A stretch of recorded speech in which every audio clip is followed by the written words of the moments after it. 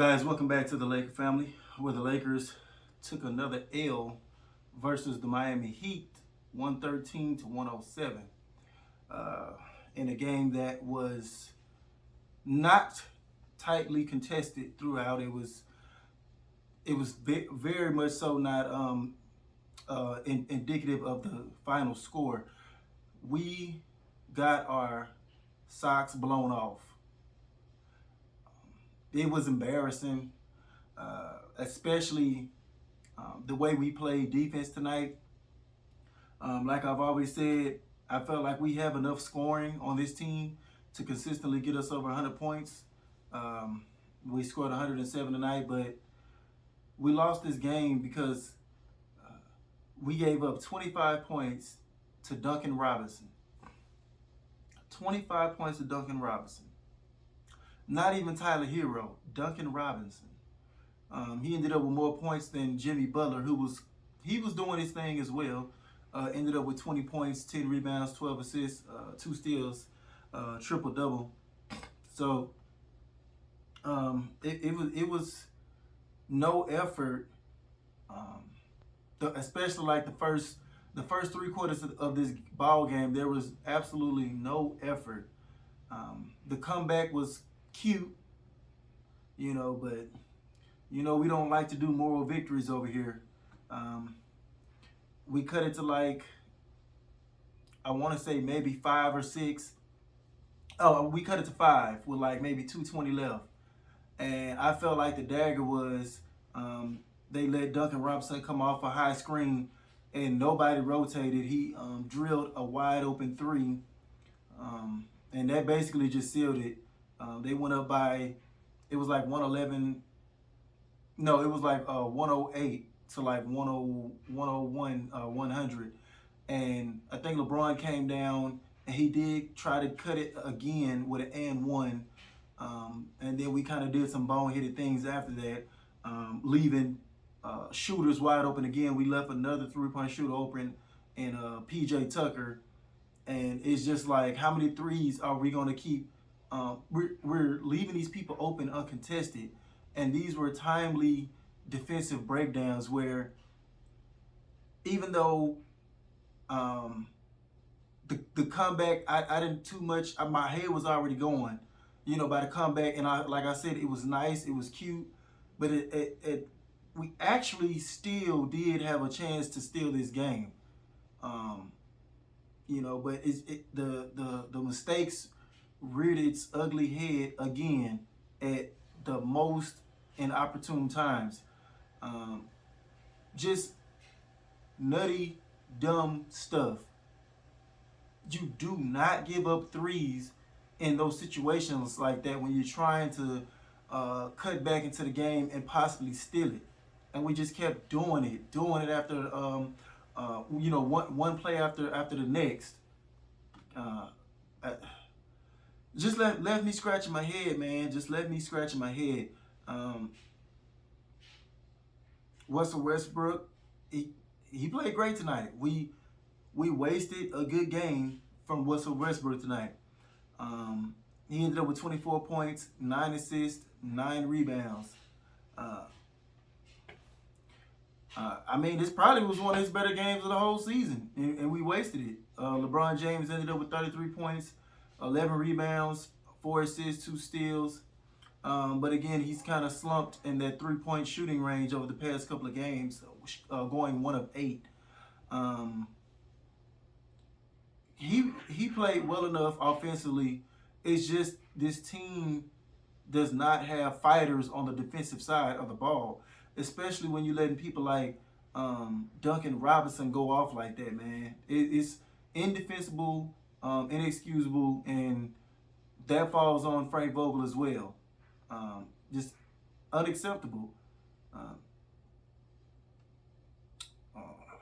Bradley added 15 in that starting lineup, but Ariza's still trying to find his legs. I don't know why Frank Vogel is continuing to start Trevor Ariza, because it's obvious he's either on his last leg, or he's not fully back to himself after coming off that injury. He went 0-5 for 0 points. You can easily put somebody else in that starting role to keep us from going down early in these games big. You can have another scoring punch in there like Carmelo Anthony, just until Anthony Davis comes back, which he was questionable for tonight's game, but ultimately they decided not to play him. But that's good news to know that he's near, because we don't have a paint presence down low. Nobody is scared of us down low in the paint, man. They just getting what they want. Teams are getting whatever they want in the paint, man. And it's a trickle effect, because when teams know they can get whatever they want in the paint, that's when we start trying to collapse, and it opens up wide open 3-point shooters for them as well. Uh, they ended up with 44 paint points tonight to our 40 paint points, which is not a bad discrepancy, but at the same time, that's not good when you're going up a team that's missing Kyle Lowry and Tyler Hero. That's not good. We shouldn't be giving up that many paint points. And hopefully Anthony Davis can provide us with some type of paint presence upon his return. Now, I drilled Russell Westbrook. The past couple of games I've been ripping into him. But as I step back and look at the outlook of what's going on with other point guards, maybe I might have to dial that back just a tad. I'm not going to completely take Russell Westbrook off the hook, because he has been playing, piss poor.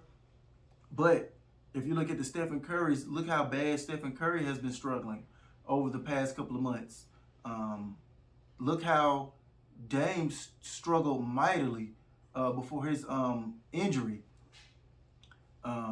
Look how Harden is up and down and has had his share of struggling performances. I think he just went like 4 of 13 tonight in the loss to the Timberwolves.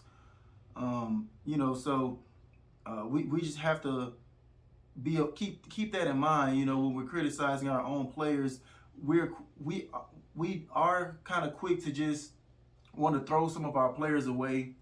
Don't get me wrong, I would still trade Russell Westbrook right now if there was a better opportunity out there. But with that being said, we have to look at how the other league is being affected. It could be because of the new fouling system. Who knows?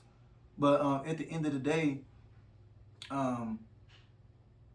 we may have to just sit back and just be a little bit more patient. I know it hurts being in this. What did we drop to? Below 500 again, 23 and 24, and we're currently like in the 8th spot.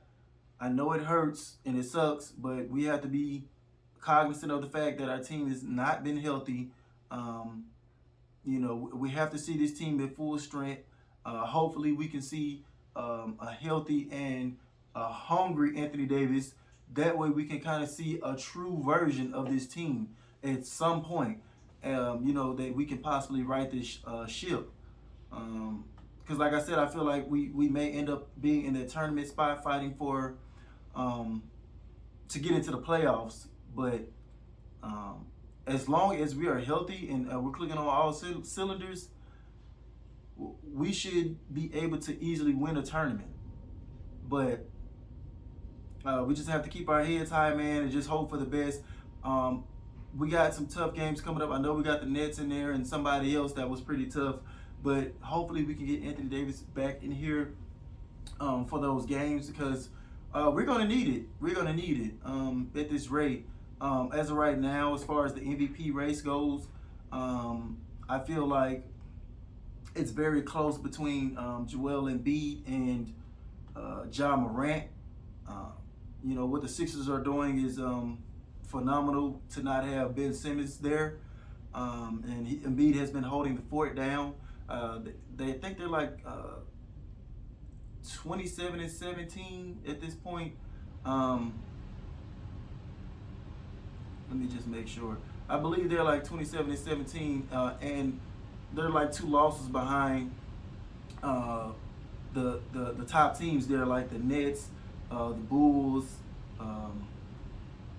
in the Heat. So even the Cleveland, even the Cleveland Cavaliers are in the fifth seed, which is they're the surprise team of the East. But yeah, the Sixers are right there in the sixth spot without Ben Simmons. So you would have to give Embiid some strong considerations because of that, and plus he's been putting up monster numbers the past couple of games.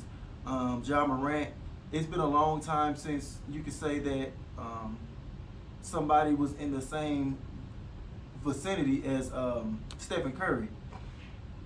It used to be just it's Stephen Curry and every other point guard is way down here, but he's been having a terrific season. They have a great record, and it's pretty tight right now between him and Joel Embiid. I would have to give, if I had to choose, I would probably give a nod to. I want to say Ja, but I think he missed a lot of games. So by default, I think I would have to go with Embiid because he's doing more with, I think, less talent around him than Ja Morant, as was proven. The Memphis Grizzlies had won a ton of games there without Ja Morant, but it's still real tight there. I had LeBron James in the discussion for a second, but because how the numbers he was putting up at 37, but the team could not sustain defense enough for us to, win more games here. We just haven't been able to do that, and because of our lack of defense, it's caused us to drop to below 500 again, which has basically dropped LeBron James back out of any type of MVP talks.